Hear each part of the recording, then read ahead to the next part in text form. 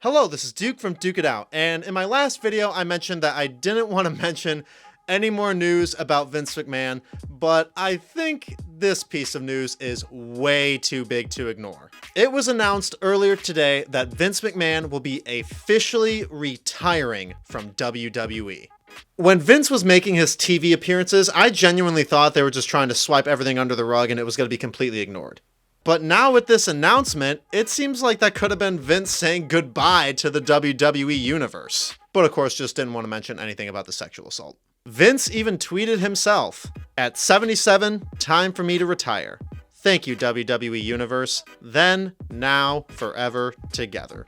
While Vince had already stepped down, it still seemed like he was still going to be pretty active in the company. But if this retirement is legit, this is something I never thought I was going to see as a wrestling fan. Yeah, I'd imagined it, and yeah, I've talked about what would happen if Vince retired, but I did not think the retirement was ever going to be a thing. I've said it before, I thought he was going to be at the desk until he died. And when you really think about it, there has been some shocking wrestling news throughout the year, like Cody Rhodes returning to WWE. But for the history of wrestling in general, this is the biggest piece of wrestling news to not only hit this year, but probably the entire 2020s decade. It was also announced that Stephanie McMahon and Nick Khan were going to be co-owning the position of CEO, along with Triple H back to being Executive Vice President of Talent Relations.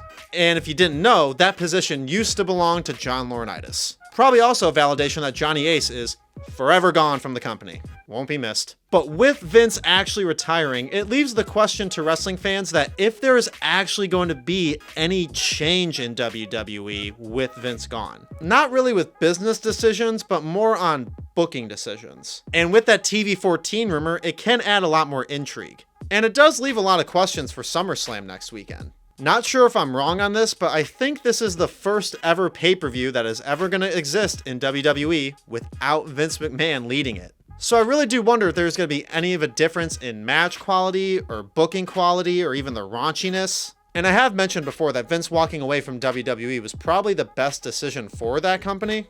And while I do have plenty of negative things to say about the man, he was the one to really launch something that I and many other people have been passionate about and loved and watched for decades. And while Stephanie's starting the thank you Vince chants on SmackDown did make me cringe a little bit with all of this recent news, but I gotta give credit where credit's due. I really don't know what the world of pro wrestling would be like without Vince McMahon ever in the picture. But in the end, is what needed to happen. So that was my take on the Vince McMahon retirement. Thank you so much for watching this video. Please make sure to like this video, subscribe to the channel, ring the bell for notifications, and duke out your opinions below in the comments.